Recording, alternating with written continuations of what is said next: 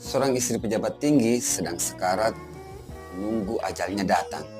Lalu kemudian dia berbisik kepada suaminya, "Mas, saya ingin memberi pengakuan," ucap sang istri sambil menangis.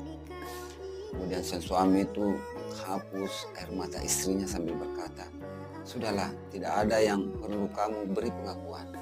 Namun sang istri tetap ngotot, enggak mas. Pokoknya saya ingin ngomong kepada mas, agar nanti saya tenang di alam sana.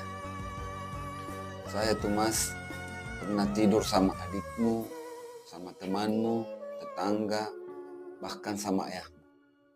Lalu kemudian sang suami berkata, "Saya sudah tahu semuanya. Istirahat saja dengan tenang. Biarkan racun yang ada dalam infus itu bekerja." Aduh.